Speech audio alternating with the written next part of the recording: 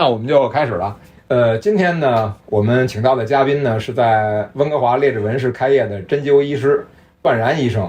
那段医生呢，从小学3年级就开始接触传统的武术、气功资料，并实修了部分功法。那大学期间呢，段医师选择了中医针灸推拿专业，所以对中西医理论和玄学方面都有多年的实践经验和积累。那前一阵呢，我也和段医师语音长聊了好几个小时，向段医生呢请教了很多自己困惑已久的问题，包括自己练功时候出现的一些现象。段医生的解答呢让我受益匪浅，所以呢，今天我们首次正式连线，想让段医生介绍一下传统中医里面怎么调整负面情绪、清理负面能量的一些方法。那好，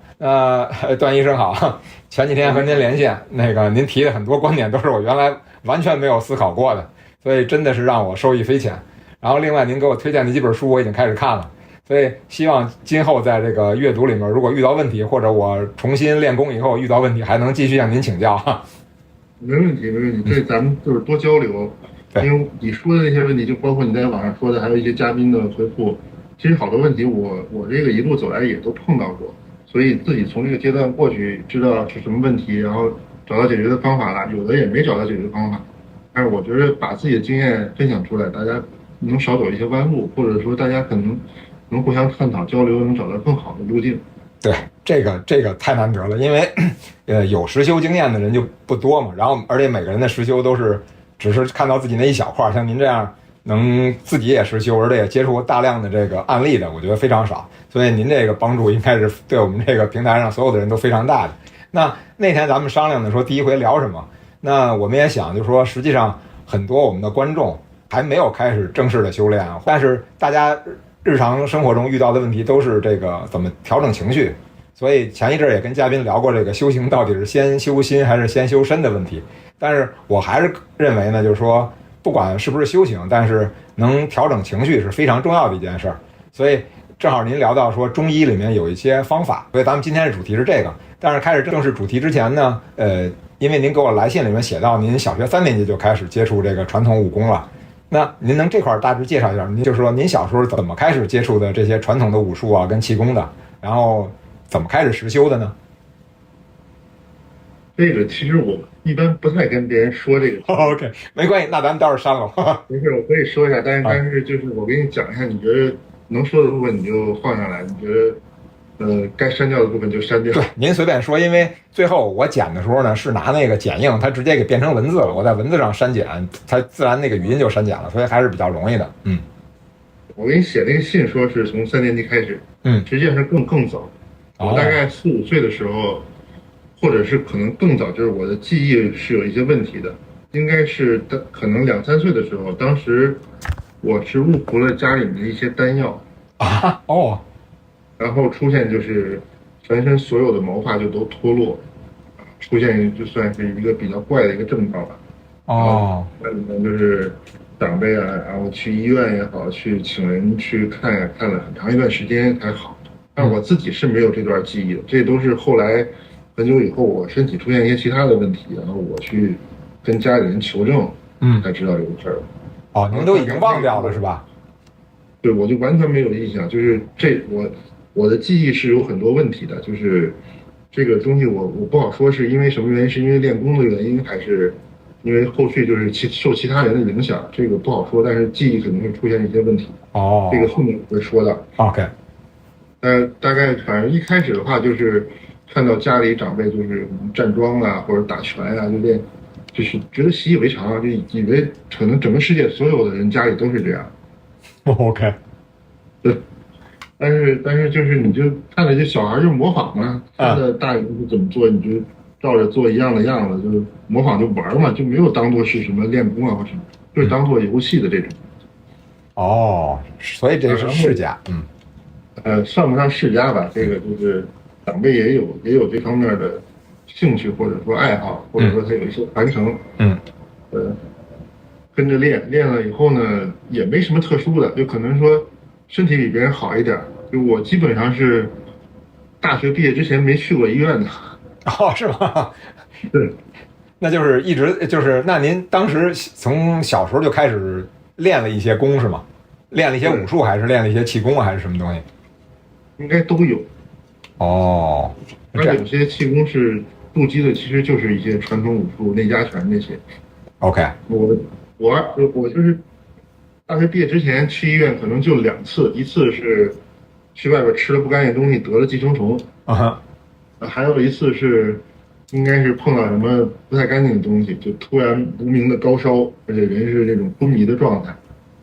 最后去送到医院路上的时候，这个家里长辈给扎了2针，就自己就突然瞬间就出汗退烧，就人就清醒就没事了，就没去医院。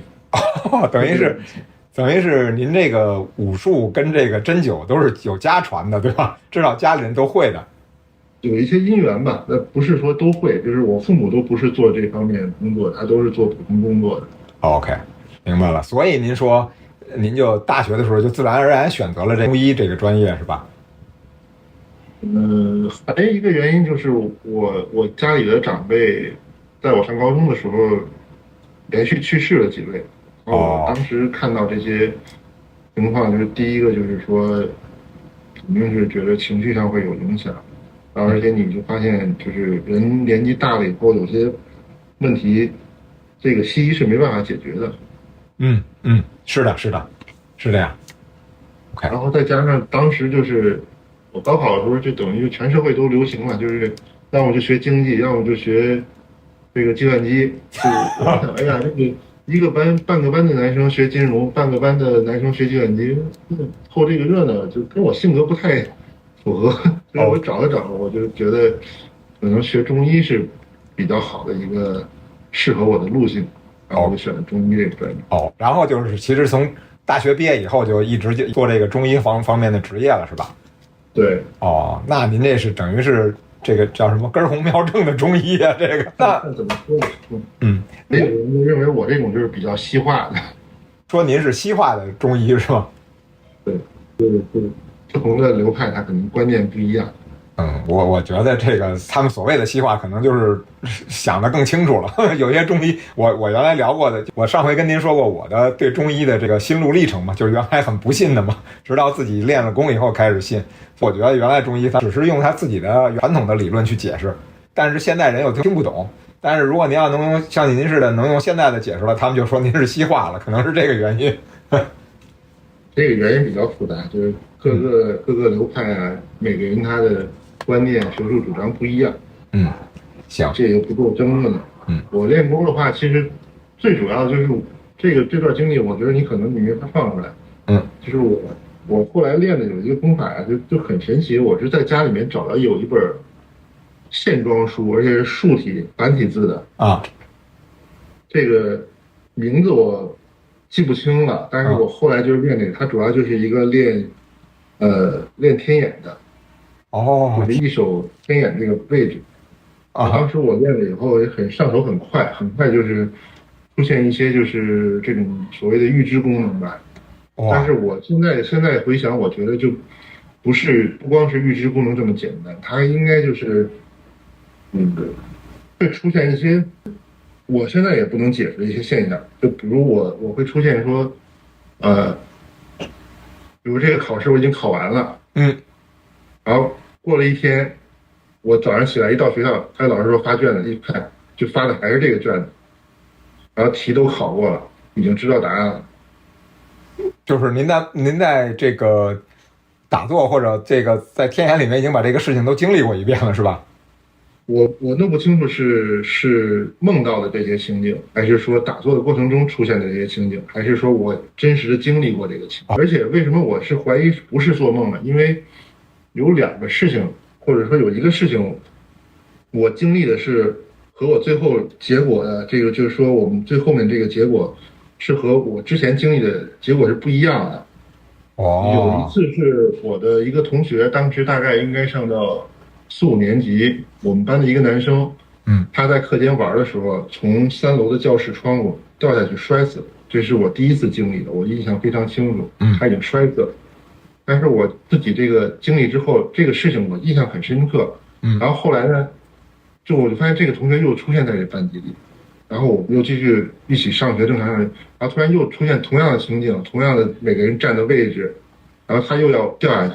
这个时候我就赶紧拉了我们班一个比较强壮的一个男生，我们几个人就把他从这个3楼拉上来，等于他就没有死。哦，所以您都不知道当时第一回的那个情况是梦还是不是梦是吧？对。哦，对对对，哎呦，这事儿说到这儿，咱们说个题外话，就是我那个在梦控里面也是，我提过一回，就是我有一段经历，我到现在为止也不知道是梦还是不是梦，但是我那个如果想验证的话，我可以验证的，我给当时的女朋友打电话就成了，我只是觉得没有这必要，像您这个估计连验证都没法验证了。没法验证啊，就是我去问他们，他们就是说，哎，那天把我救上来了，感谢你们，就完全没有说他这个人摔死过，他们都没有这个记忆的。OK， 那您这个练的这功太厉害了，看来竖版线装书都是好东西啊。就是这个就是因为这种经历不是说1次2次，是好几次，好几次之后就会出现一什么就是我记忆是紊乱的。哦，对，我好像是经历过这个年纪，但是有的时候呢，我再回想发现，比如我是没有，小学2年级的第1个学年的记忆。OK。然后我们同学，就比如小学同学，他给我看，你看这个我们班级的合体照、集体照啊，你这个，站在那，我就完全没有这个记忆。哦，但是照片是有的。然后包括这1个学期学的什么东西。谁是调走了，谁重新进入到这个班级啊？然后班级有多少人啊？这个就是完全没有记忆的。哦，但是您别的年级的时候都有记忆是吧？也不全是都有，也有一些，就是这一个是最长的一段记忆，是完全没有的。没有，就是说我这个就是记忆很清楚的，这个我跟某一个同学一直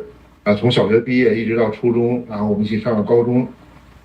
然后到后来呢，就又来的时候，这个人呢就变成另外一个班的同学了。我知道这个人的所有的生活细节，他的性格、他的名字、他的家庭住址，我们一起玩的很多细节都能知道，但是他对我完全没有记忆。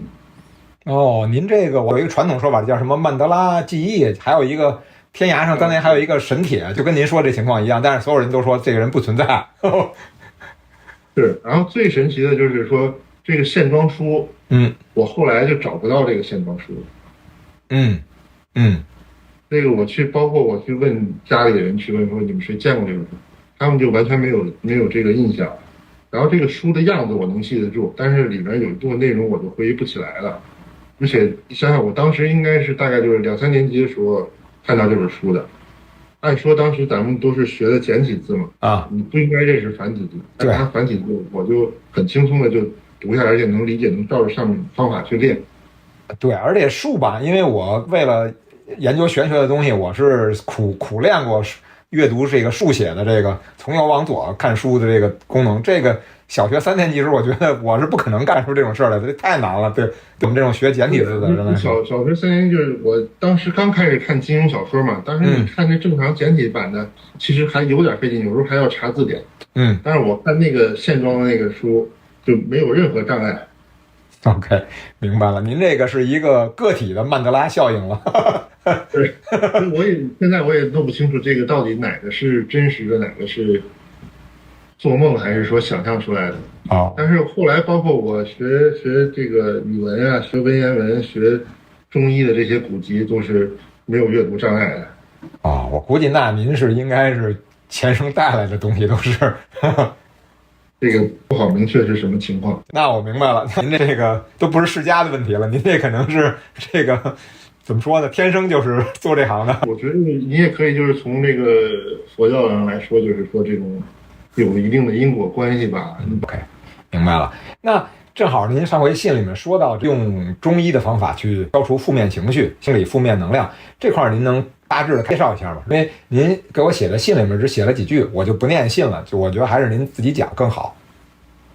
行啊，这个其实也是我给你写信的一个主要原因，因为我看你在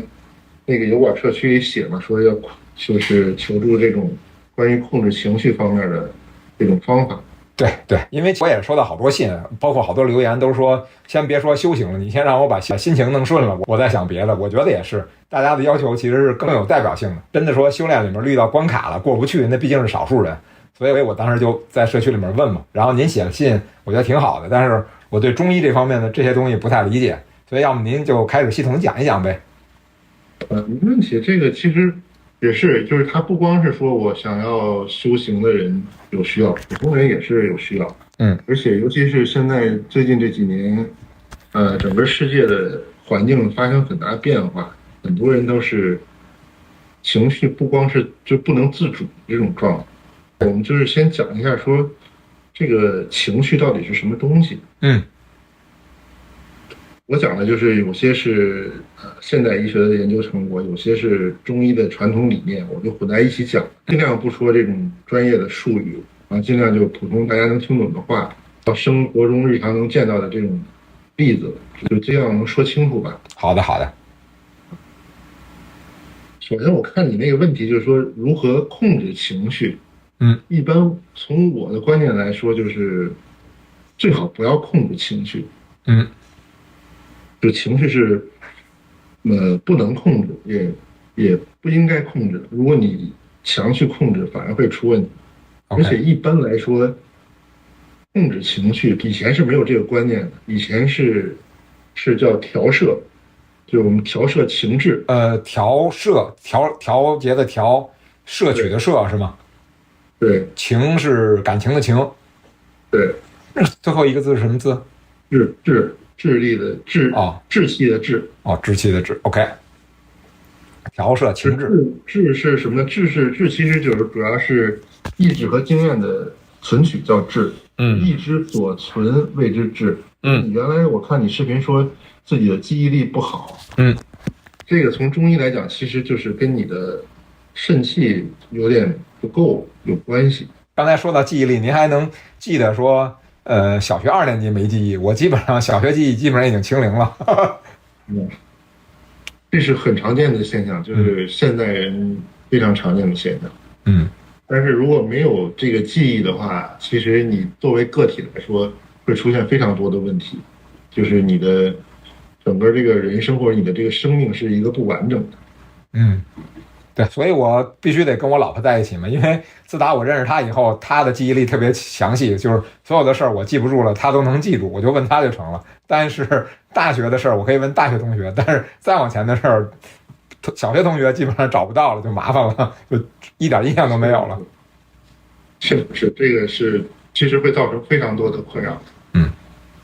所以就从中医的观点来讲，就是所谓的情绪是有一定物质基础的。它就是你的不同的脏腑，它有存不同的魂魄，存不同的这种气，它不同的气就会导致你的这种不同的情绪。或者再说的简单一点，情绪它不是一个理性思考的结果，它是一个生命，或者说一个也不能光是生命，就是实际上有些非生命它也是有这种情绪的。比如说我们现在常见这个 AI， 我看有一些报道就说 AI 现在这个 ChatGPT 它已经有一些情绪的反应。而且传说中说是什么还没开放的这个版本可能情绪反应更大。对，不是说有一个程序员号称是他已经产生感情了，然后那个文章就被封杀了。所以它就是你如果是这种有情生物，尤其是人类，它也是有语言的，你有语言文字实际上是会更多的让这个情绪能够产生。比如我们可以观察家里面小孩子，很多小孩子如果他很小的话，他没有这个情绪的概念，他其实能表达的情绪就比较简单或者比较少。他更多的是一个生物反应，遇到什么事他会有这种情绪的表达。你问他你是怎么了，他可能是说不出来的，甚至他自己都不知道自己这是怎么了。然后这个时候呢，你成年人跟他说，哎，你是不是觉得很委屈啊？你是不是觉得伤心啊？你是不是觉得开心啊？你跟他说了之后，他有一个后天的概念，然后慢慢这个概念和他身体的反应建立一种联系，或者说就是说这个概念，这种喜怒忧思悲恐惊的这种概念，就和他的身体的这种气血的运行和他脏腑的反应，就形成一种印记的变化了。哦，这您认为他一开始情绪没那么复杂，他只是比如说就是正面跟负面，但是随着各种语言大人的引导，问他是不是委屈啊，是不是生气啊，可能他就慢慢的就把这些负面的情绪，他原来只是统一的负面，那现在他就一一对应上了，越分越细了，是吧？一个是越分越细，一个就是它也，实际上从中医来讲，就是说，所有的情绪，喜怒忧思悲恐惊，如果你是正常的反应，都是正常的，也不会对身体有太大的损害。怕的是什么呢？怕的是有突然出现的这种情绪刺激，或者是非常剧烈的，或者是长久持续反复的这种同样的情绪的刺激。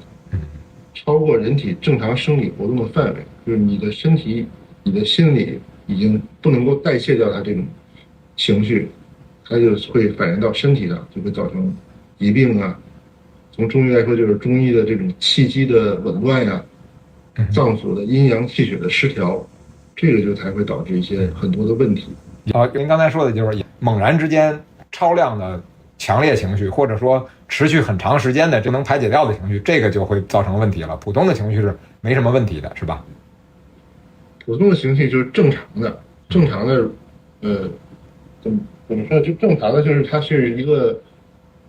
不是一个理性思考，它是一个身体反应。我碰到开心的事儿，我就开心，我就笑，这是正常的。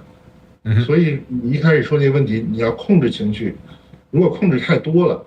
反而会变成这种压抑啊，会慢慢积蓄到一个临界点，它就爆发出来，会出现问题。OK， 所以我说的不应该是控制情绪，我说的是应该一开始就避免它产生，最好是产生你是避免不了的，产生是肯定会产生的。但是你要正确认识说，哎，这是不是正常的一个情绪，还是说这个情绪不对，我不应该有这么大的反应。OK， 那待会儿等您这个中医的说完了以后，我说一下产生这方面我自己的一些心得啊。主要其实我是在教育孩子方面嘛，就是让孩子不要有太多的这个负面思考啊之类的。但是咱们还是先听中医怎么去调治情志，对吧？对，所以说你如果要用说，怎么去控制这个情绪，或者说我怎么通过自己的修养，然后我让这个情绪不爆发出来。就比如我教育小孩，比如说我们就是看到很多人教育小孩，就是说小孩碰到一个什么事情，他突然哇一下哭出来了，很多有的家长他就说，哎，不要哭，马上就制止，就见不得孩子哭。这就是我们说叫控制嘛。或者他就压制住他正常的一个情感表达，他就反而会把这个印记或者他这个反应储存在体内，或者储存在他的魂魄里面，然后在遇到类似的情境、类似的人事物的时候，他就还会有爆发的可能。然后一开始比较小的时候，他可能能够控制得住，慢慢积累，积累到一定程度，超过你的精神意志能够控制的范围，它一定会爆发出来。或者说，有的人就说什么喜怒不形于色呀，或者说敢怒不敢言呀。但是你这种情况堆积到一定程度，它一定会有一个宣泄口出来，它可能会报复社会啊，可能会变成抑郁症啊，可能会出现这种自杀性的袭击啊。对，您说这个，我想起来一个别的方面，咱们类比一下，就是说我当时看见，包括加拿大经常有这个森林大火，他们有一个森林大火控制的经验，就是说，其实森林大火你是不可能永远控制住的，你把所有的东西都做好了以后，比如说应该是5年一次，但是你控制特别好，可能10年、15年没烧，但是再一烧起来就不可抑制的，可能来烧掉一小片就完事儿了。但是如果一开始控制的特别好，到一定程度，可能一下烧掉一大片。是不是跟这个一样啊？就是平时该宣泄出来的应该适度的宣泄出来，不能攒着，攒到一定程度了可能爆发了，就反倒控制不住了。我这么理解成吗？其实中医的它这个理论方法很多就是观察自然界，从自然界当中得到这些启示，然后它再用到人体，用到这种治疗上的，包括后面再升级的话，就是用到这个修道上。所以您说的就是控制，我用的这个词就是不对的。那从中医上来说，我们怎么去按您说的这个调摄情志呢？中医调摄情志就是我们首先知道它的已经承认它这个就是说是因为我身体，然后脏腑气血它对外界的反应，出现的这些各种情绪。那我们就反过来，你只要你的物质基础，我的脏腑气血是平衡的，我的身体状态是好的，我的精神状态是好的，就不会出现这种超过正常生理反应这种不正常的情绪。可是他如果是好的，他不就已经没有积累吗？好的也有积累的，好的也有积累，好的积累到一定程度，它会出现改变你的命运的结果。哦，真的啊 ？OK，那肯定是这样。我积累到很极端的情况下，不用很极端的情况下，就比如我们拿性教主老王这个做例子。OK， 对，说说他有意思。他是有高人指点，还是说他自发的，就是有这种行为？但是我们从他视频里讲他的个人经历啊，就可以看到，他的这些经历很多是符合这种调摄情志的这种方法，最后达到一个比较好的结果，甚至可以说就是让他的一些想要做成的事情比较顺利，没有太大的波折。您拿他来举例子挺好的，因为我们都是他的铁粉嘛。您拿他举例子呗，那太好了。第一个，他是军乐团对吧？他吹小号，音乐就是一个很好的调摄情志的方法，或者说音律。包括原来我看这个有的嘉宾他讲说这个念咒嘛，他也是认为就是声音频率。实际上这个不同的脏腑，它在体内也是会发出不同的声音的。这方面研究，美国有一些医学院他是做过这种研究的，他就用一些特殊的器材进入到体内，就是脏腑运转的时候会发出什么声音，这个都是有一些研究的。差不多结论就是跟中医的很类似啊，就比如说心脏，中医里面心脏属火嘛，所以他监听这个心脏的声音，就是有点像柴火燃烧那种噼里啪啦那个声音。然后肾脏它属水，然后就是有点像那种溪水流动的那种声音。对于正常健康的脏器会发出这种声音。所以反过来，你有这种跟它的脏腑相应的声音或者说音律的波动，就会对这个脏腑正常工作会有一定的帮助。也有这种梵音疗法，就是你通过呼吸和发特定的音节，可以震动相应的脏腑，从而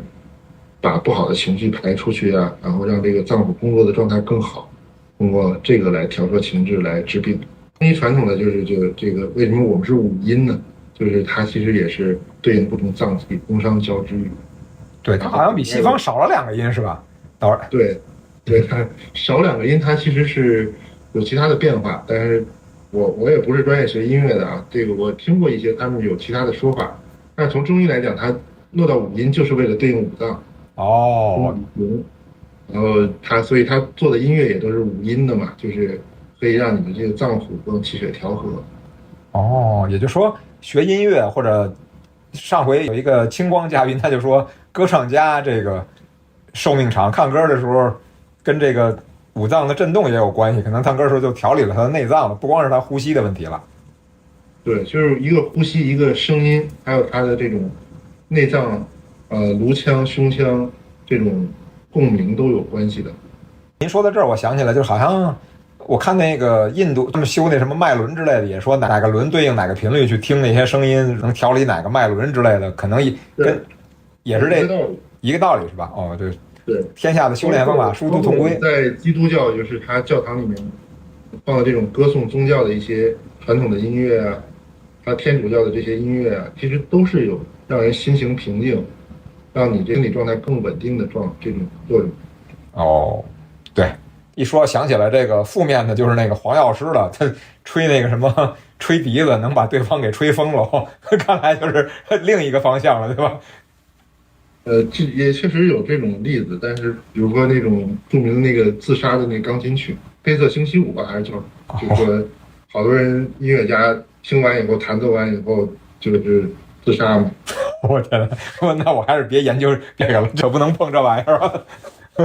你了解一下要避开啊！对，您说了以后，我就彻底要避开了，一定得躲开这曲子。对，它其实就是通过它的音律让你脏腑一个就是兴奋，一个抑制嘛。你抑制过头的话，它肯定就是出现问题。兴奋过头也会出现问题，还是往中间，就中国人说还是中庸嘛，就是你正常 normal 就挺好。其实就是大家去找你最喜欢听的这个声音，有的歌曲是听得让你很欢快的，然后心情舒畅了、愉悦的，有的能让你听起来平静的，这种就比较好。但有些比如摇滚，它可能就让你一下突然特别亢奋啊，然后有的音乐呢，就是听完以后你就觉得很悲伤啊，就是你要根据自己的身体状况，不要听这种太负面的这种音乐，它会有一些不好的信息。然后你自己要调整，你就可以说，哎，我找一些这种比较舒缓的音乐啊，我去自己去卡拉 OK 唱一唱，或者没有卡拉 OK，我自己哼一哼，唱一唱，那最好能出声音，然后这样能够通过唱歌、发音、呼吸，来让自己这个心情得到正常的疏泄。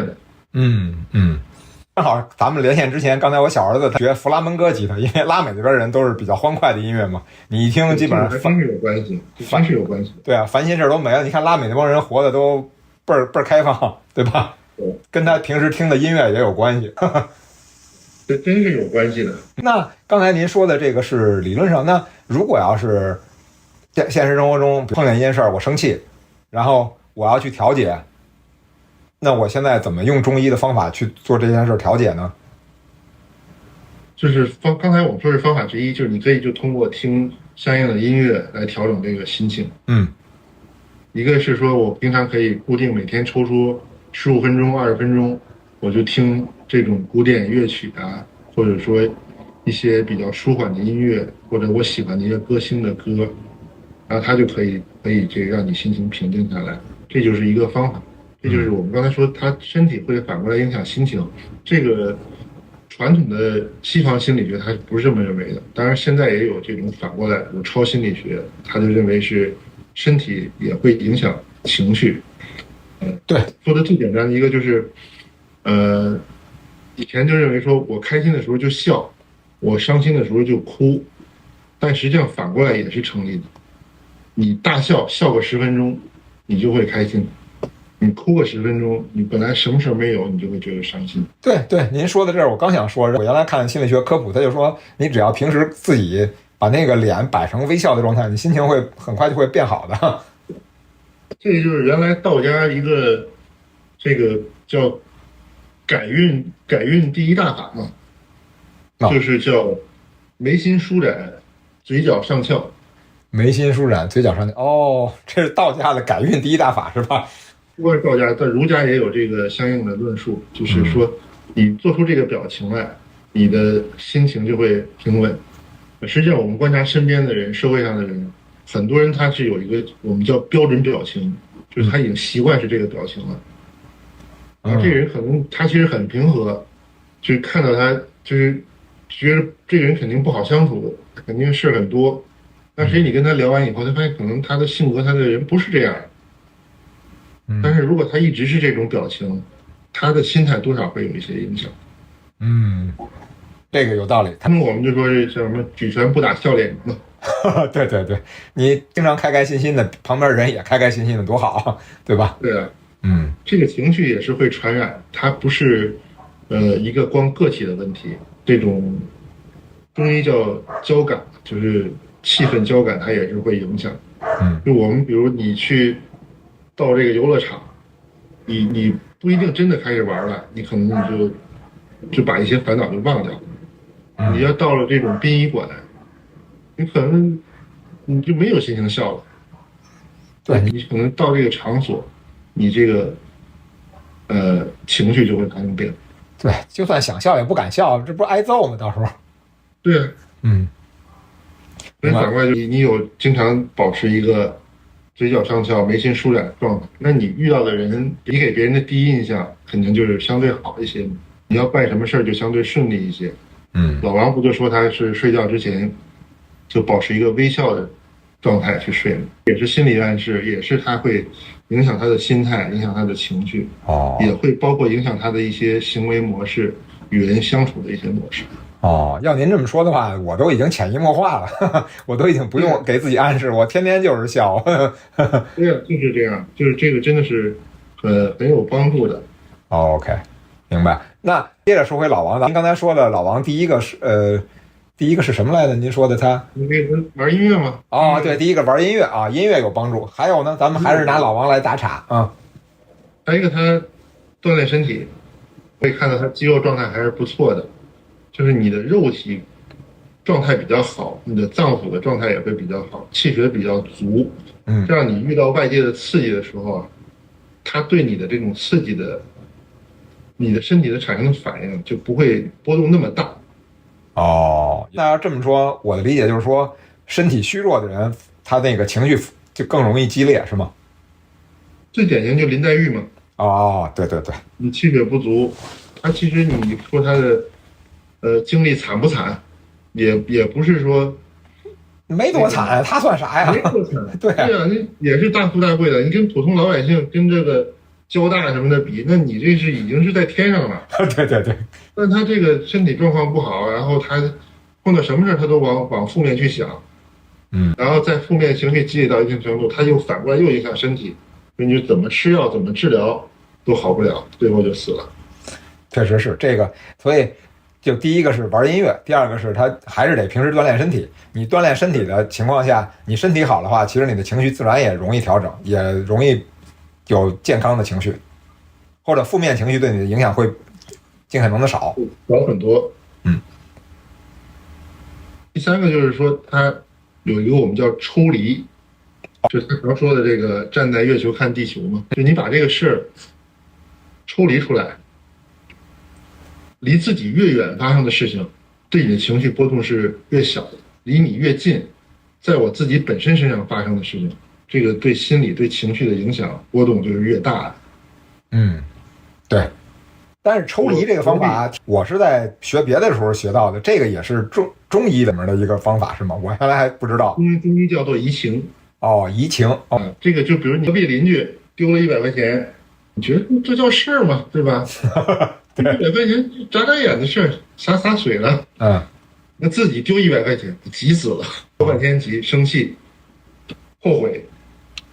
您说的这个正好我说一下，就是说我是忘了在什么地方学到的，应该是在西方的心理学的书里面，就是当时我调整情绪的方法就是像您说的，我抽离出来，我把自己成一个观察者，我就看老张。老张现在生气了，老张为什么生气？老张是因为什么什么事生气？然后我接着再用观察者把老张这生气的念头能不能给抽出来？抽出来以后，把这个念头从老张的身体里面抽出来，老张就不生气了。然后我就回来，我就已经不生气了。我当时用的这种方法，包括后来打坐的时候，这个脚疼嘛，就是疼的受不了，因为当时气脉没开，第一回打坐1个小时的时候疼的受不了，然后我就又想到这方法。然后我第二天就是我打坐疼，我就跳出来观察老张。老张现在打坐疼的不得了，然后到底有那么疼吗？我就观察，就连着2天，第一天打坐1个小时疼的不成，第二天打坐1个半小时一点事儿没有，应该也是这个，就是不光是情绪，连疼痛都能给移情移掉。对，然后这个就不光是确实是，不光是疼痛，包括一些病痛、一些疾病，在气功疗法里面，它就是这种叫移情或者叫。把这个病气就转移出去，把这个负面情绪的能量就转移出去。最简单一个就是你通过自己的想象力去意念，去想象，比如我要有一个事情很生气、很愤怒，我就想象我把这个愤怒这个能量引导到自己的手上，然后把它想象成一团这种无形的东西，然后用力甩出去，往外去扔。同时，你可以大喊一声，当然原来是应该要配合相应的这种字音的，但是大家没学过的话，就是大喊一声，自己吼出来，发泄一下，同时用力做出这个动作，把想象出来的这个愤怒的这个情绪就扔出去，重复大概10到15分钟。那您说这个跟我那个，我跟您提到过，我学那个催眠术就很像了。当时我给我小儿子治疗，就是他的作文恐惧症，后来催眠到他回忆到为什么产生，他是小学1年级的时候被老师刁难，然后他就当时在那个情景底下，他就是特别痛苦嘛，然后也没人求助。我当时就让你把这个情景全拿出来，然后把这个画在身边的这个一团金雾里面，慢慢的吐，把这个黑气全都吐到金雾里面，慢慢吐，吐完了以后就没了。就这是当年我学这个廖岳鹏的催眠术，他说的一个心理治疗方法。您刚才说这个把这个负面东西转移到手上，然后给甩掉，跟这个是一样的。看来这中西医都差不多呀，这个路数差不多。但是你说的这个主要就是意象疗法，它就是把它有一个意象，然后通过这个意象转为一个动作，再转移出去。这个你这样，你的潜意识也会把这个东西转移出去。这就是您说的那个朱建军的那个意象疗法是吧？对。哦，我还没看他那书，但是您说这就是意象疗法，哦，那我明白他大致是什么意思了。哦，就是把这个负面的东西转出去，对吧？对。OK， 那咱还拿老王砸卦，您觉得他是哪个东西他给转出去了？转移呢，其实就是有很多种形式，不是说一定说照我说的这种形式，也不是说你照你给你儿子的这种形式，形式是可以方方面面的，比如最常用的就是我们传统的一些修炼学派，他会用这种书写法，或者叫倾诉法，就是老王常给我们说，从小被他妈妈扇大耳刮子这个事儿，他说出来，只要他能说出来。其实就已经是对这个情绪的一个抚平，对这个情绪的一个宣泄了。最怕的就是你出现这个对引起你情绪剧烈、突然波动的这种事情，人也好，事情也好，物品也好，你憋在心里不说，然后越想这个情绪越不断的发酵、加重，这个是最危险的。那你像老王这样。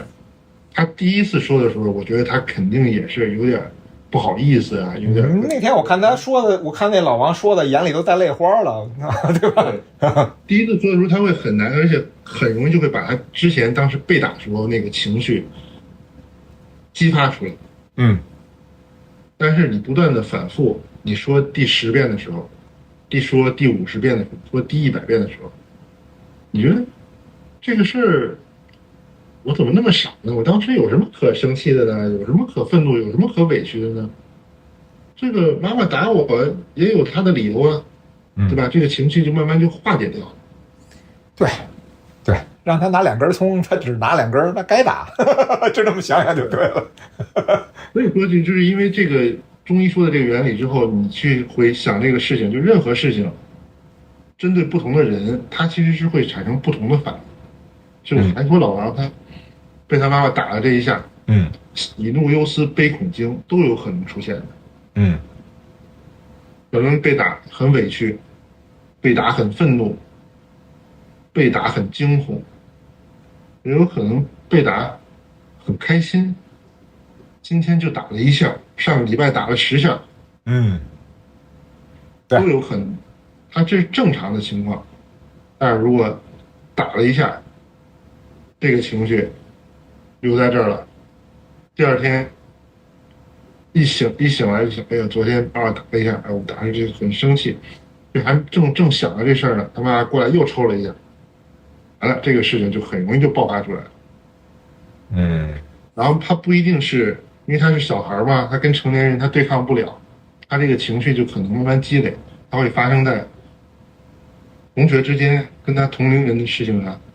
或者说积累到一定程度。他去工作以后，他去创业的时候，引发出类似情绪的人事物，他就会把之前积累的事情，这种情绪的能量、负面的印记，都会引诱出来，从而出现一些他不能控制自己情绪的一些行为，或者这种造成这种非理性的选择啊、非理性的抉择，或者一些无法用正常的逻辑来判断出来的一些行为。对，我知北京有句老话还是哪儿老话叫什么“天人出豹子”还是怎么着？就是说平时看着老实巴交，突然之间比谁都狠，就是可能平时压抑太久了，比如说像这个什么药家诀之类的这种，那是叫药家诀吧？就是平时压抑，突然之间马家诀是吧？这叫药家心，马家诀。对，这个家诀加薪嘛，家诀加薪这2个就那个就是像那马家诀肯定是平时太压抑了，然后突然之间爆发，直接把同屋仨都宰了。原来我们说这个很多战争里面，当然这不好说，这块可能得删了。就是说日本人为什么那么变态，就是因为日本社会太压抑了，然后一旦有爆发的机会，在这个中日战争的时候，那一下变得全是恶魔，可能也是平时压抑的。战争其实就更多是共情，就是你整个战场环境，因为我家里长辈也有参加过这种战争的人，他就说你实际上你比如你想象一下，就是你跟你的同僚吧，都是军人，一起被征召入伍，一起训练，日夜吃住在一起，别管时间长短，他是有一个共情的，你是有感情的，他等于离你肯定是更近的，然后这时候你跟你的敌人去打仗，你死我活，一开始可能就是，哎，我打死一个对方的人，对方打死我的一个兄弟，可能就是打死的是另外一个班的我不熟的一个人，可能是一个愤怒积攒，这个愤怒是这一个班的战士都有，然后慢慢打死10个人，打到最后，我最亲密的一个朋友也被打死了，到最后就没有理性，他就完全被这种愤怒积累到一定程度之后，他就人是被情绪控制，他不是被理性和逻辑控制。所以回到刚才您说的方法，您说的是书写法是吧？因为像我们一般做管理的话，自己的要求就是说，尽量不散发负面能量。也就是说，尤其是当企业的像我们这种当企业老大的时候，实际上很多事情只能自己化解，因为你但凡哪怕跟副总说一下，可能副总的信心都动摇了。你要跟员工说，那就根本没法说。那这种情况下，那就是我们不能去说，所以您说我们都写出来自己看是吗？所以回到刚才您说的方法，您说的是书写法是吧？因为像我们一般做管理的话，对自己的要求就是说，尽量不会散发负面能量。也就是尤其是像我们这种当企业老大的时候，实际上很多事情只能自己化解，因为你但凡哪怕跟副总说一下，可能副总的信心都动摇了。你要跟员工说，那就根本没法说。那这种情况下，我们不能去说，所以您说我们都写出来自己看是吗？对，就是你就是像老王这样，他能公开说出来，其实效果是很好的。或者不能公开出来，我找个好朋友倾诉一下，跟家人倾诉一下，这自己也是心情能好。但是你跟别人说，就等于别人成了你的垃圾桶，对，他要承担你的被感染的这个情绪，他又会有一些情绪的传染啊，或者一些负面的堆积，这又会有一些问题。当然，你如果能找到很好的心理医师啊，或者说他本身以朋友调摄心情的这种方法，他的状态很好，他也能够帮你化解这个情绪，那是比较好的。或者我就像老王这样，我公开说我不要脸了，我这么说出来，反正我自己心情好了，其他人不管，这是一种。还有一种呢，就是我各种不方便，比如有一些涉及到个人隐私啊，比如我家里面的一些矛盾呀，我这个本来就是家里的矛盾，这种矛盾甚至可能一开始就是一些鸡毛蒜皮的小事，可能就是说者无意听者有心的这种误会造成的。小小情绪可能没事，积累大了以后，它就会出现各种矛盾，各种不能化解的事情。这个时候如果你傻乎乎的你去跟家里面人说，本来是小事，可能是一些小误会，啊，就说啊你怎么还这么想我呢？你这么一说，你反而把这个矛盾激发出来。这时候你就可以试着用这种书写的方法，就是你可以记日记，你最好当时就记下来，记下来之后呢，你去反复的不断去看。要点就是你要把发生这件事情的日期、时间、具体的人事物、发生的经过，还有你遇到这件事情时候内心的真实的想法和感受、情绪写出来。写出来之后呢，你先抽离一下，把这个日记本合上放在旁边，你去散散步也好啊，走一走也好，听听音乐也好，看看书也好，回来再看你写的东西，念出来也好，不念出来，慢慢默念，你把这个完整的记述看一下之后呢，你会发现，我这个转了一圈，再看我记得不对呀，我这个有些细节有点太偏向于我自己，然后你可以去修改，然后慢慢你会发现你原来一开始可能写的就是各种想法写的满一篇，到后来你会划，可能有很多都是你想象出来的东西，或者我们叫你过去的这种陈旧性的同类情绪的印记，被这件事情勾引出来了，所以才会让你有这么大的情绪反应。有可能是潜意识里的，甚至有可能是这个深层的这个阿赖耶识种子里的东西都给勾出来了。首先是储存在肉体肉身上面的这种印记，其次是你说的潜意识的，然后再深的有可能就是我们说的这种宿世积累。不过您说这个书写方法真是一个好方法，因为就是直接能把自己变成旁观者，其实这还是要一定的技巧的，不是容易做到的。但是您说这个把这写下来，然后再去看，他看的时候，他可以想象成看另一个人的写的，或者说他自然就拉开距离了，比那个像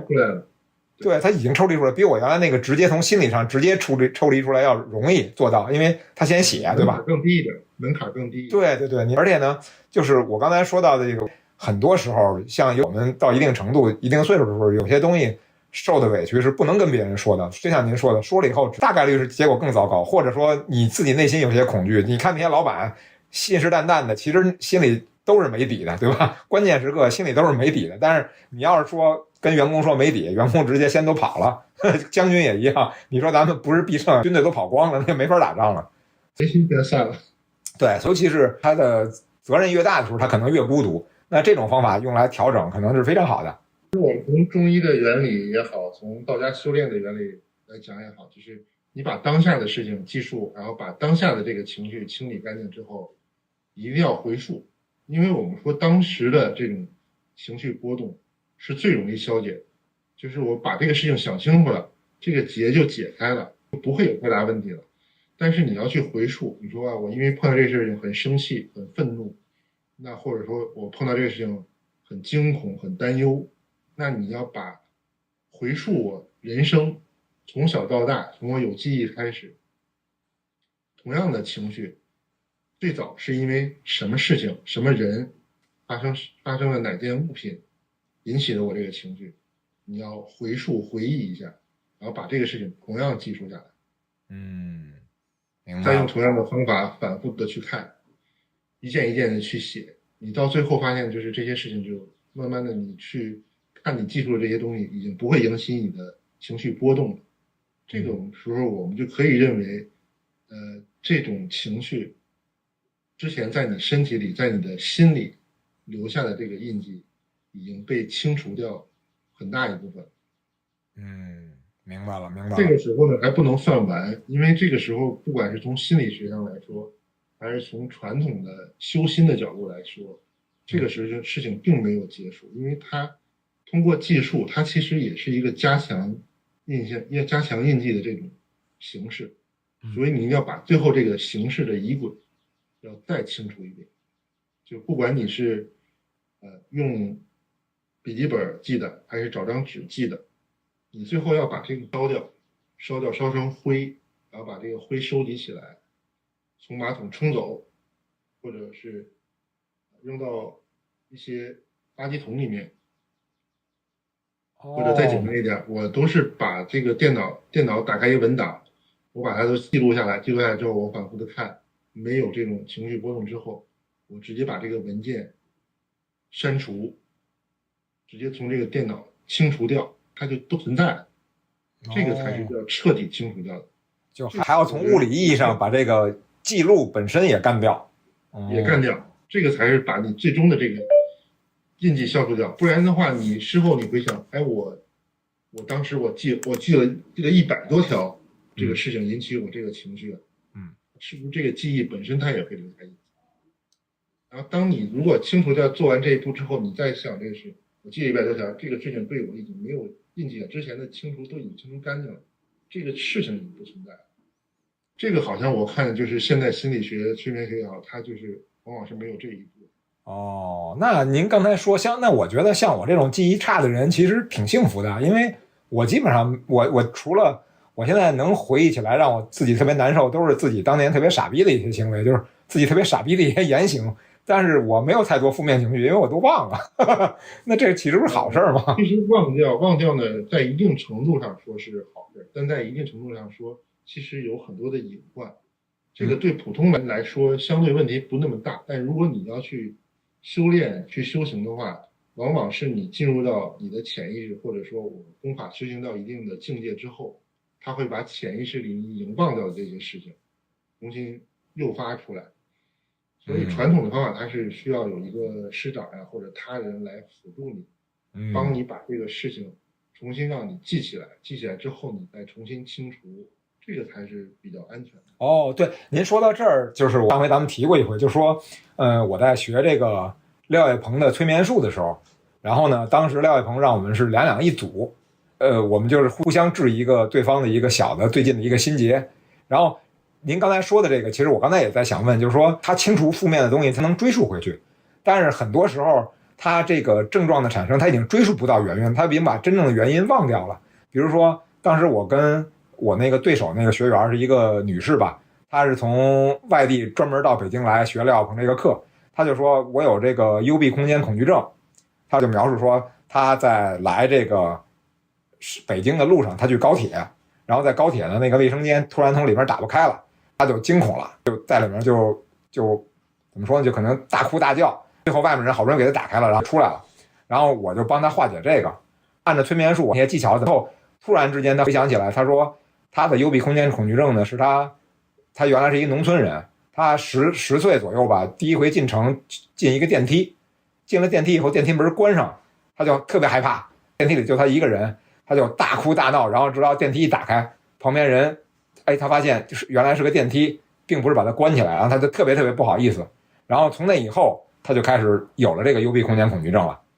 然后我不知道他后面怎么样，但是反正我们当时通过深层催眠是追溯到他这个幽闭空间恐惧症的根儿了。但是呢，像您说的这个，也许他碰见一事儿特别伤心，但是他伤心的根源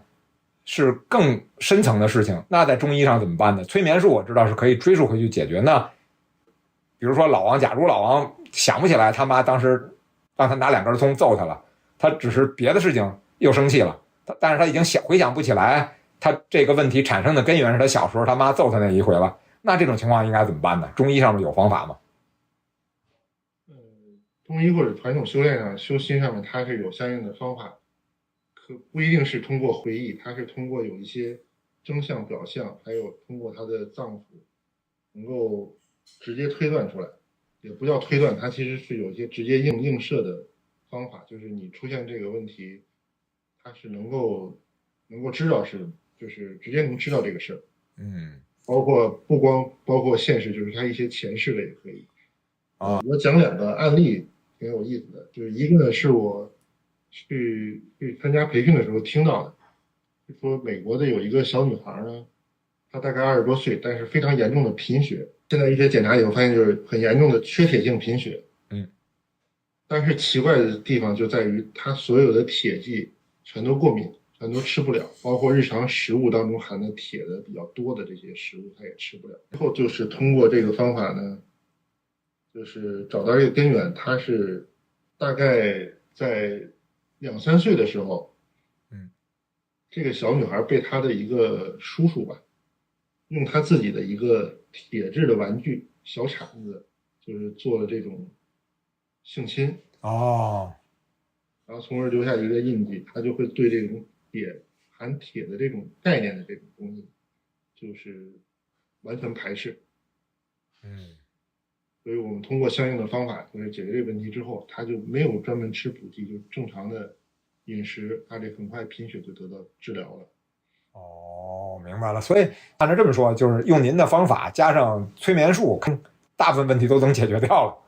对，就是你忘了，我给你往前追呗，对吧？因为催眠术到前世记忆都能催眠出来，那就我给你追出来。还有一种就是说，中医它因为它有这种脏腑理论、脏腑七情的理论，它还有这种魂魄的理论，所以它可以通过一种我们叫相胜，就是你比如你是喜的问题，它就不一定是一定要知道你是因为什么留下这个喜的这个或者怒的这个事件或者这个情绪怎么积累的，他不管，反正你现在有这个问题啊，他通过其他的脏腑、其他的情志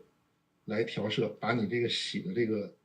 状态调整到一个平和的状态。最典型的就是我们说那个犯贱中举，犯贱中举大喜，整个人疯了，那老丈人就是一个巴掌，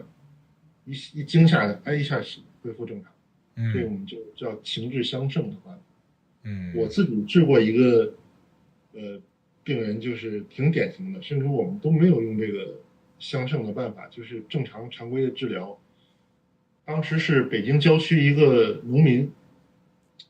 中年人非常强壮，他是去河边呢去工作吧，突然别人就是叫他一声，他一回头呢，脚底下一滑，整个人就平躺的摔倒在这个河里了。之后呢，他自己的说呢，就是掉到河里那一瞬间就觉得整个腰以下突然特别凉，之后就什么感觉都没有了，也没法控制，就自己就起不来了。但是这个水多深呢？刚刚没过脚脖子。就是他躺在那，实际上不影响他呼吸。之后呢，他就去各个医院去检查啊，去查，都是正常的。核磁、脑电图、CT 都是正常的，但是诊断就是高位性截瘫，腰以下没有动作，控制不了，然后也没有感觉，大小便失禁，就是典型的高位截瘫的症状，而且神经截断非常明显。西医这块检查不出问题，也没有治疗方案，或者治疗的手段没有效果，他就请这种宗教的专业人士，就是不中邪了呀，就驱邪，找村里面这个巫婆吧做法，也没效果。就也不是外邪，也不是外灵入侵了，不是邪灵是附身。可以认为是邪灵，就是巫婆还有宗教人士就说：“哎，你这邪灵太厉害了，我们没办法驱不了。”反正最后就是经人介绍就找到我这来了，找到我这，你首先就检查，就是确实是典型的截瘫的症状，然后神经检查这些都符合的，但是他处于整个人是一个很惊恐的一个状态，面部是惊恐的状态。这个事当时他已经出现快3个月了，肌肉已经开始萎缩了。我就首先就安抚他情绪，然后正常的针灸治疗，再加上就是一些疏导。最后我就说，你这个截瘫呢，是因为你某一节的腰椎的椎体摔的时候出现摔偏了，给你复一下位，复完位之后它就会好。然后通过各种的这种讲理啊、说服啊，还有一些其他的方法，就是让他相信这个事儿。同时呢，也能看到他就是没有那么惊恐，他的表情就相对放松了。这时候我再给他做一个正骨的手法。OK，说，你现在腿恢复了，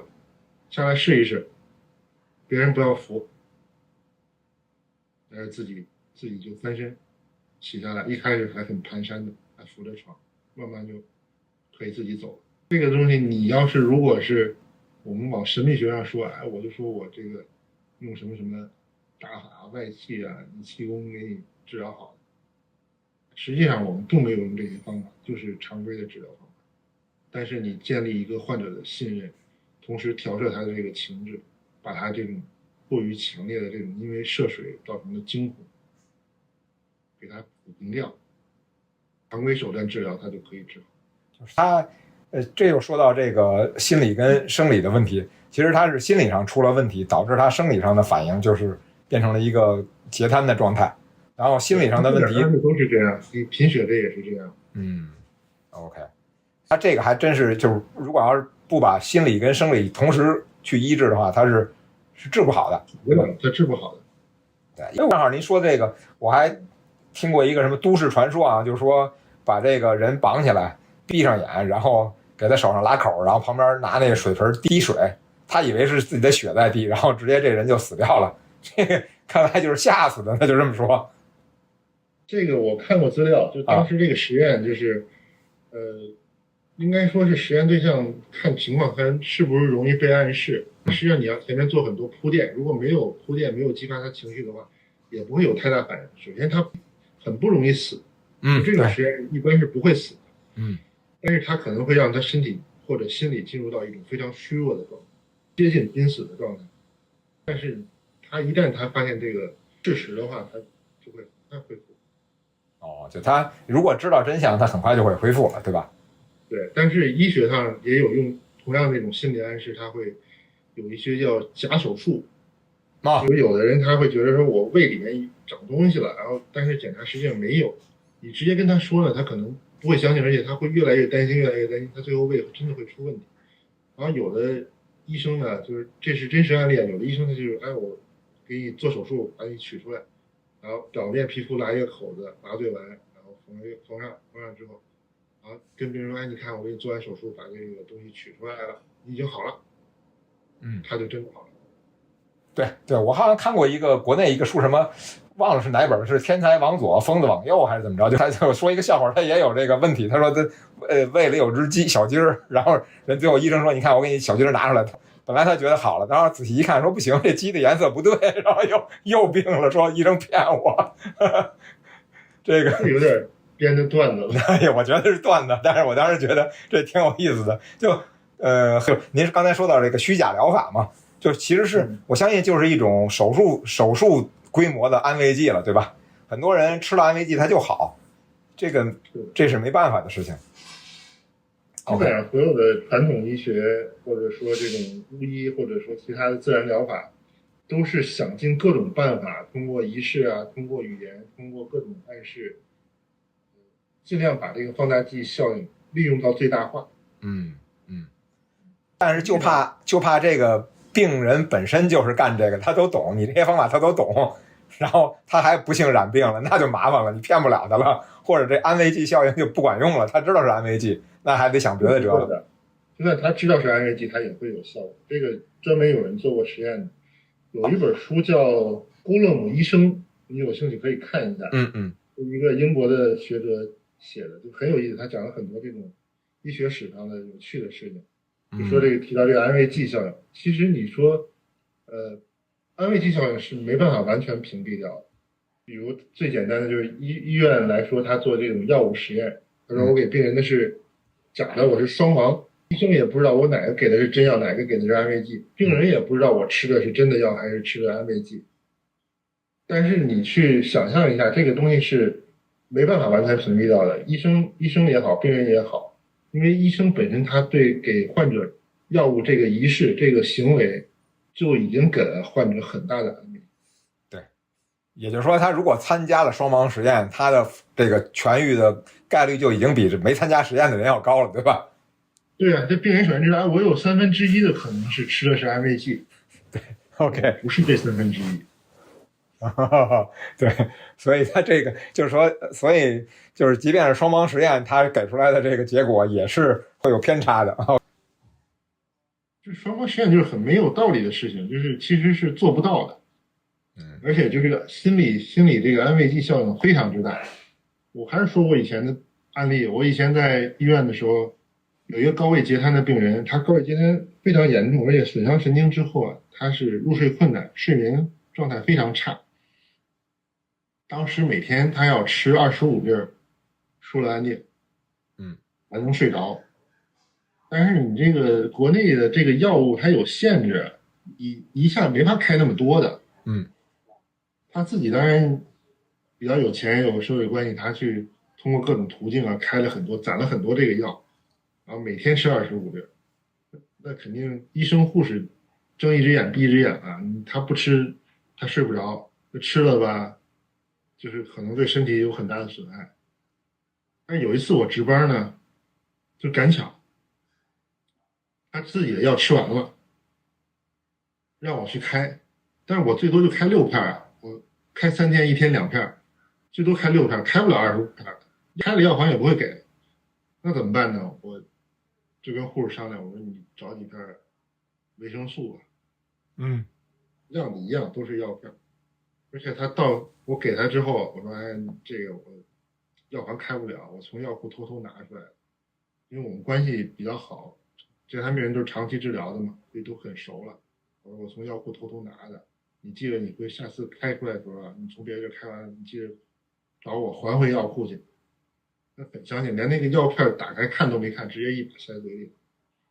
，5分钟睡着。OK， 所以看来这个比他平时吃真的那个舒乐那个效果还好。对，因为你这是偷出来的嘛，所以这个偷出来的更值钱嘛，效果肯定更好。按照刚才您说的中医的一个方法，就是书写疗法，就是把自己的负面情绪写下来，然后呢反复看，看到自己对这个事儿已经觉得化解了，没什么问题了，然后连写的这个东西都直接给它烧了，烧成灰，当着自己的面冲到马桶里面，这个事儿就算过去了，对吧？一般我们认为这样做就是基本上你就把这个情绪就消解掉了，处于一个平衡的正常的状态，然后引起这种过量的这种剧烈的反应。然后像我说那种，可能他，比如说他是有一个特别底层的事情，他已经忘掉了，或者他的记忆刻意把这个事情故意遗忘掉了，然后他用类似的事情遇到了一些问题，这个时候他表面上遇到这个问题处理掉，但是他其实那个时候他是处理不掉的，就是他再遇到一个事儿，他还会再来一遍，对吧？如果要是他比如说，我怎么说呢？就是说，假如他有一个负面的事情、负面情绪，他发生了，他读了100遍。写下来读了100遍，觉得没问题了，冲掉了。但是一个类似的事情又发生了，他又读了好长时间，又冲掉了。如果要是老发生这种事儿，可能说明有一个更深层的事儿，他已经记不起来了，会引发后面这一系列的事儿。那这个时候，他如果发现这种情况，去找个催眠师啊之类的，做个催眠治疗，或者找中医，按您说的，找一个更高段位的中医给他，找到根儿。然后把那个根儿拿出来，再写个100遍，再读100遍，再冲掉，可能这个事儿就彻底解决了负面情绪。我这么理解可以吗？可以，但是也有一种情况就是说，一般我们就主张你，比如说你是愤怒这种情绪，你把这种愤怒这个情绪都清除掉之后，发现还是有这种愤怒的这种问题，那就可能不光是愤怒，它可能是其他的情绪、其他的脏腑间接影响导致的这个愤怒，就是你要把其他的情绪也要清理一下，不能是光清理这个表面的这种问题。表面的情绪它可能是其他情绪引起的，积累到一定程度之后，它就会变成另一种情绪。所以大家聊到这儿的话，我就记着那个像您说的，就是很多这个负面情绪跟这个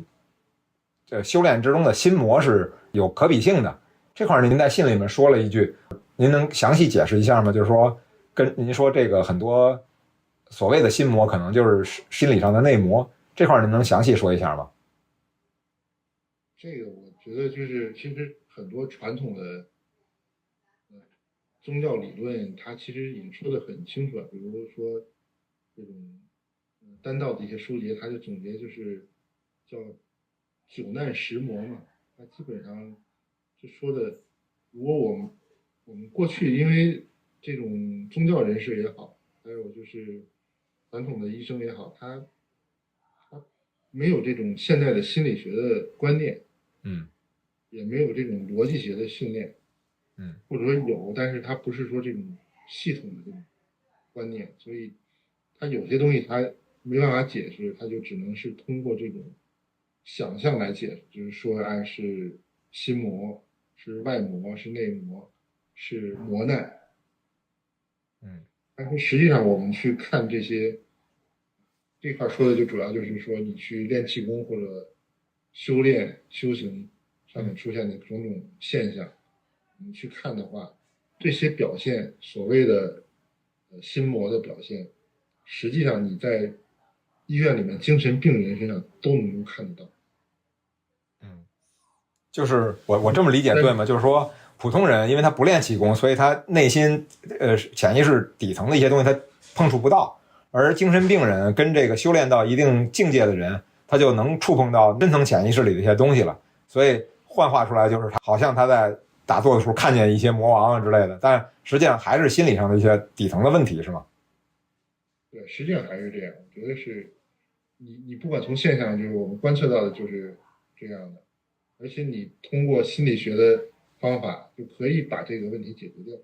那它就反过来也印证它就是一个自己心理的一个问题，或者我刚才说的情绪情志的一个问题。您刚才说的精神病人他们也是算是默认的就进入了某一种修炼到某一个境界的状态吗？但是这是一个这从两方面说，第一方面说就是绝大多数的精神病人他并没有练气功，并没有修行，但是他也会出现，就是我们之前说的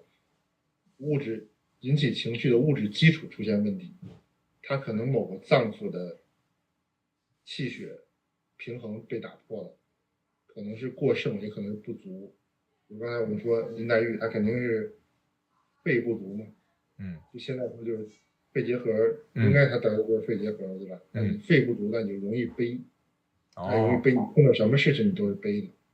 积累到一定程度了就。哎，对，正好说到这儿，您能介绍一下这个就是五脏六腑对应的情绪吗？因为我知道什么肝是怒，什么肝火上升什么的。然后您刚才说肺是跟悲有关，还有别的吗？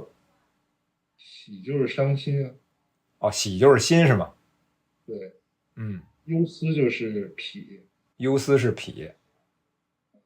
惊恐就是肾。惊恐是肾。对，七情对应五脏。哦，是这样。或者再往下深一层，就是说他情绪和这个气血的影响，就是叫怒则气上，喜则气缓，悲则气消，恐则气下，寒则气收，惊则气乱。就是这个应该《黄帝内经》上都是有专门的记述，我记得好像是叫《举痛论》吧。这都是原文都会有的。OK， 也就是说，除了消解自己现在的这个负面情绪之外，如果要是再想研究一下五脏六腑对应的这个情绪的话，也可以去《黄帝内经》看一看，是吧？对，或者说有专门的这种中医心理学的书可以看。中医心理学。OK。所以大家就是你如果不修行，你普通人的话，你老是生同样的病，你如果老是胆囊出问题，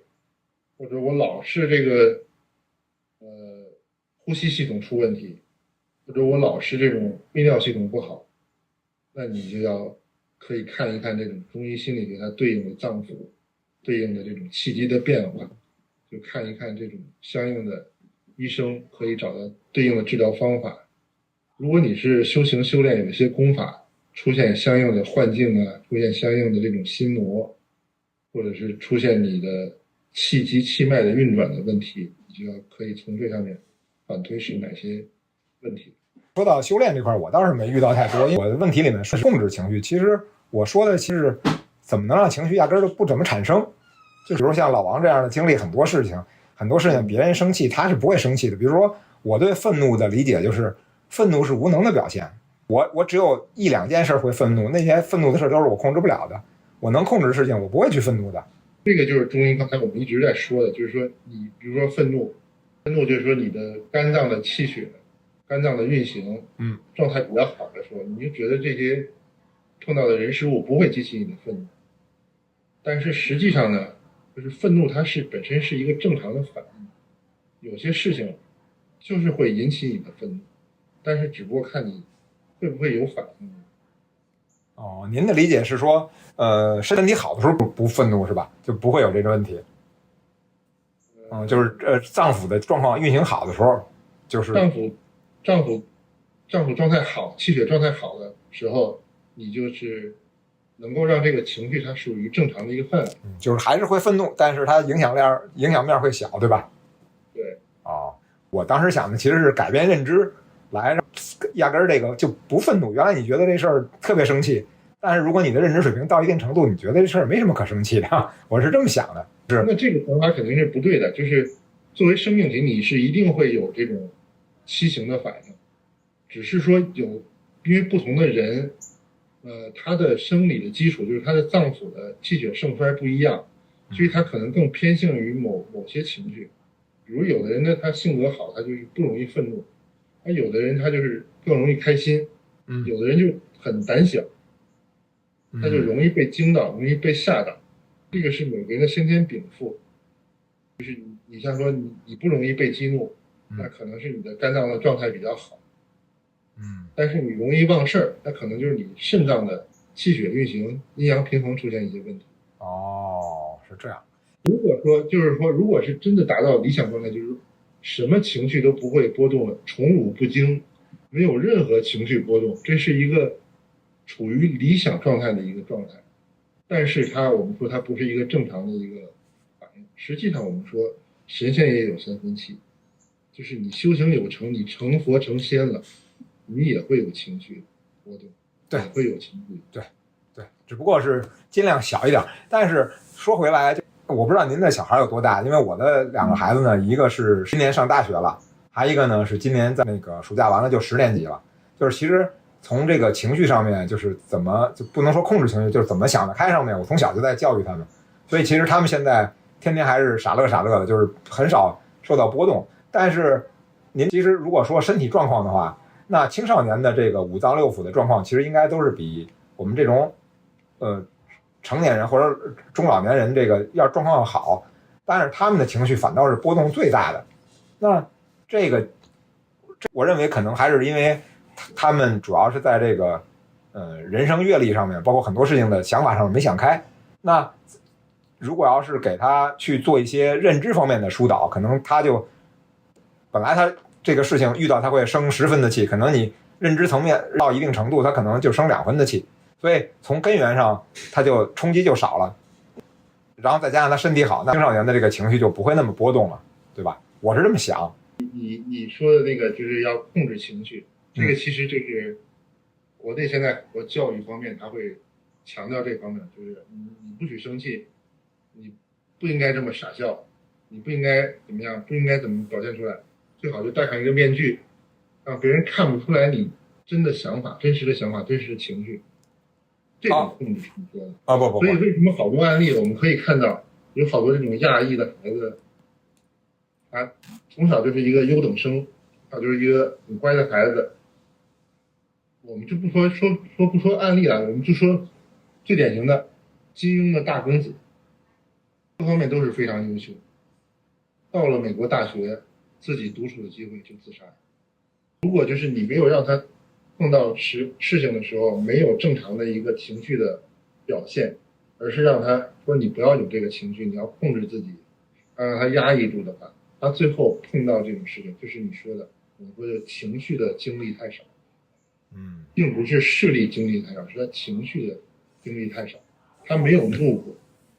那他遇到一个真的会引起他怒，引起他的肝脏反应，引起他的脏腑反应，他的魂魄反应的时候，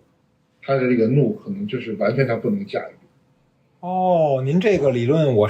还没想到这块儿，因为其实我教导我们家孩子，就是我跟他们说了很多我的一些认知啊，就是怎么让他们能把事情想开。像我2个小孩，老大老二，尤其老二那个很敏感，现在其实已经就变成那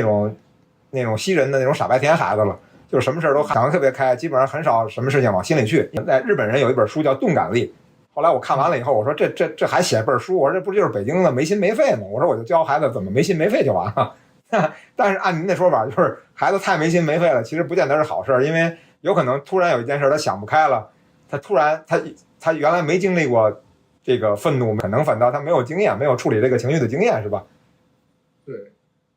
这个就是说比较典型的现代心理学和这种中医啊或者传统道家修行它的一个很大的一个区别，就是心理学它是要讲逻辑，就是我用逻辑去分析心理，用这种推理来分析这种情绪，各种行为，各种会产生情绪的，然后我通过理性的思考，我可以控制这个情绪。这是现代心理学的一些主流的想法。传统就认为有情绪是正常的，出现情绪，然后把它消解掉，然后慢慢的，你把这个情绪它的物质基础也好，它的这个情绪的反应，回到一个正常的水平线就可以了。您说的我最后得重新思考一下，因为原来我觉得我们家孩子这个情绪管理上面还挺不错的，因为他们基本上什么事儿也跟我似的，就不往心里去。我给他们讲了一些方法。就是那你就刚才你说的就会出现，就是你刚才说的这种军人，他在正常的社会是被压抑的很厉害，然后到了战场就会变得特别暴怒。不就是你说的这个事情？对，就是因为我教他们的方法，一般的情况下都能控制住了，也不是控制住，就是说他一开始就不会生气了，就他根本就觉得这事儿无所谓。比如说，我觉得是主要他不表现出生气来。这个时候啊，你不能光看他在你的面前是什么样的，要问一问他的同龄的朋友，对他的印象是什么样。因为我们说这个就是说，因为人和人之间的关系就是情绪产生的一个很大的不同，就是面对同样一个事儿，因为你人和人之间的关系，因为他的不同的处境，不同人的这种脏腑，还会有不同的反应。比如最简单的，我们吃同样一道菜，比如吃一个甜食，有的人就是很简单，我吃了以后我就开心，我吃个甜食我就开心，我一天吃一个甜食，我天天开心。有人他就会想，哎呀，不行，吃了甜食热量太高，我会发胖，我吃了以后很有罪恶感，我吃不到它的甜美，吃不到它能让我喜悦的感觉。然后同样一个东西，这个手机我老婆送我的，我的领导送我的，总理送给我的，你的情绪是不是不一样？那你这个时候怎么能通过说理，我提前预想好，哎，我应该怎么反应，我应该表现出什么反应？这个不是正常的这种生理反应，它是被压抑的反应。哦，那这么说的话，其实，那我干的事情其实主要因为青少年啊，我读过一本书，我忘了读过哪几本书，就里面就是说，青少年受到同龄人的影响，其实远远高于父母。那是的。那同时呢，就在青春期的话，他就过于在意学校里面别的人对他的看法之类的。但是我教他们的主要就是说，你要把这个重心放到自己这儿，你不要看别人的这个评价。而且我也告诉他们，就是说实际上没那么多人在意你，对吧？因为当时我记得有一个什么实验，就是说心理学的实验，就是给一帮人在脸上画了那个妆，画的让他那个脸上就觉得特别丑，给他脸上画了很多疤纹。然后呢，让他们到街上去，但是实际上到街上去之前，偷偷把那妆给抹掉了。当然，那些人到街上去以后，他们就感觉到别人都向他投来异样的目光。其实他脸上什么疤了都没有，所以我也跟孩子说，你就不用太在意别人的想法。我说这些活得自在的人都不会太在意别人，反正这块是我教他们调整的一个方法。然后包括有些学校里面有些人出于嫉妒啊，或者出于一些别的东西，向他们说一些怪话，我就告诉他们这都不用在意。但我认为这个还是需要做的，就是因为青少年如果过于在意，因为青少年的倾向就是特别在意同龄人，但是现在的包括中国包括加拿大大部分同龄人都已经被抖音这种破玩意儿废掉了，他们一天6-7个小时在刷抖音，你在意他们干嘛呢？所以我在我们家建立的就是说，你要看这人是什么人，如果你特别在意的人，如果你特别中意的女孩，她对你的评价你可以仔细想想，我说剩下人你就当狗叫吧，我说狗冲你叫2声，你还想什么呀？它就是狗呗。对，我们是这么想，所以我是用这种方法让他们基本上就不太在意同龄人。说这个挺对的，你这方法也挺好，但是还可以再纠正一点，因为就是所谓的不在意，其实还是一种压抑。你也可以就是把它说，你不要那个表现出来，你可以自己把这个事情记述起来，然后自己把这个事情想明白。这也是一种书写法，然后他在遇到类似的事情的时候，他会处理应对的会更好。对，然后我还给他们讲过一些别的方法，就是我自己总结的，就是说就是拉远坐标系。比如说他觉得这人特别聪明，或者说像我这做企业的，你说那么大的老板他多有钱，或者特别穷的人，我的方法就是拉远坐标系。你特有钱，你现在有100亿，或者你有1亿，那咱俩都跟比尔盖茨比，咱们都差着500亿美金以上，对吧？所以咱俩之间的差距可以忽略，就是拉远坐标系以后，所有的差距都无所谓了。因为像我的孩子们，我也跟他们说，你只要把坐标系一拉远，你就不是特别在意了。有的时候他们觉得，哎，这个人比我强很多，我说你们也拉远坐标系，把你们俩都跟黑猩猩比。如果黑猩猩不成，你再跟这个更低等的哺乳动物比，你们的智力已经比那黑猩猩高多少倍了？你们俩的差距，只要坐标系一拉远，所有的差别都抹平了，对吧？所以这也是我自己总结的一些心法。然后我俩孩子反正最后基本上磨练，就是在国内包括在国外，就最后变成彻底的，就是终于培养出日本书里面写的钝感力了，就是没心没肺。像我老大是他们学校已经变成著名的阳光少年了，当时在幼儿园是一个天天生气的一小孩儿，就是这样的。很好，你这个方法很好，我儿子刚4岁半，我也准备试试你这个方法，也教一教。对，我是有一些这种心法的，因为像我这做企业的，有时候当年被我们打的完全不成的竞争对手，就是提鞋都不配的，人家直接把公司卖了10几亿，那我要是想不开，我分分钟气死，你知道吧？所以我都是自己总结的心法，然后总结完了就跟孩子说，你们就这么想，这事儿全想开了，就没什么了不起的。然后就培养出钝感力了。就是我觉得没心没肺其实是挺重要的一个能力。我不是没有感受，而这些感受这个刺激，如果我没有这种心法的话，这个刺激强度可能是10，我有这个心法刺激强度可能就是1了。如果按您的说法，他如果身体状况再好的话，那可能就变成0.1了，那基本上就变成就是对别人一击重击，对他就是一个蚊子叮了。所以我说的情绪控制是这些，从认知层面上让这个情绪本来就产生不了太多的情绪，然后再像您说的再去，就是我觉得咱们两个说的是都是可以用的两个层面的东西。对，对，但是这个就是有一个小问题，我提醒一下你，你可以考虑就看看怎么再改得更好一点。就是从中医来讲呢，就是说，不管是身体也好，还是心理也好，它实际上都是我们叫阴阳平衡，或者叫阴平阳秘，就是都是相对的。比如说你怎么说这个人身体好呢？他可能一直很强壮，从来不生病，他也可以认为是一个阴阳平衡的状态。或者这个人身体很差，肩不能扛，手不能提，但是他也不怎么生病。对，他是处于一个比较高的一个相对平衡的状态，还是处于一个低的平衡状态？这个其实是有点区别的。就是你处于高的平衡状态的时候，你能够抵抗的这种外界的侵袭，或者说外界的这种刺激，你相对承载能力更大一点。然后处于相对低一点，你没有经历过这些大的情绪刺激的时候，就是容易一旦超过你的可调整的范围，它就可能会出现一些问题。所以说这个我们说要做一些训练，就是一方面我们减少一些负面的这种情绪的影响干扰啊，比如说我就少看一些这种恐怖片啊，少看一些这种负面的社会的恶性新闻呀，多看一些正能量的新闻呀。另外一方面呢，就是我们也要可以去观察一下，比如出现这种很重大的事情、很重大的新闻啊，我们也可以当做一个技术法训练一下自己。比如想象说，川普被刺杀了，我就是站在他身后的观众。川普躲过那枪了，那一枪打到我身上了，我会怎么样？你去想象一下这个情景，会有什么情绪？什么感觉？然后你把它当做一个真实发生的事情接受下来，去我们说的你再反复的去看。如果说我们真的是遇到这种事情，应该提前做哪些准备，然后应该有什么想法，你其实也是一种对我们说这种情志调控能力的调摄能力的一个锻炼。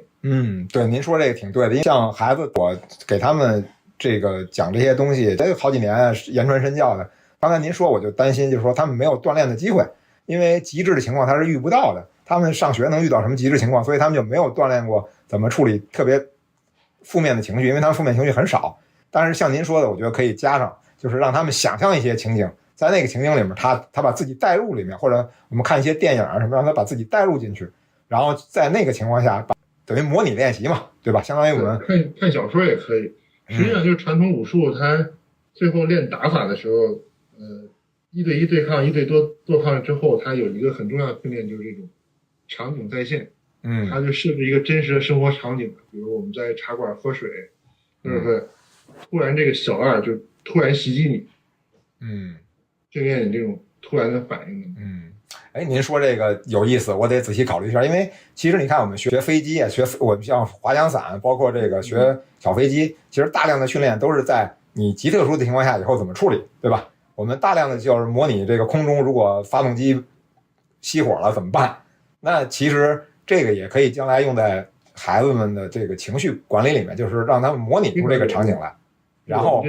传统就叫扮演法，就是你这种扮演法是很重要的。包括你看老王他这个他母亲对他这样，其实也是一种就等于提前预演了嘛。你这是莫名其妙被打2巴掌，都情绪都能消化掉。那你到社会上到工作中，这创业过程中，你碰到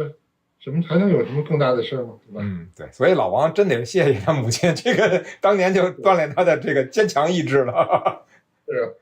就跟前一阵我老婆说我是特别能抗压，因为怎么着？因为我爸是属于一个这个特别能说这个风凉话的人，就是我创业，我爸这各种风凉话能各种角度全都说遍了，然后我扛过去了，所以我现在根本不在乎。看来我也得谢谢我老爹。OK。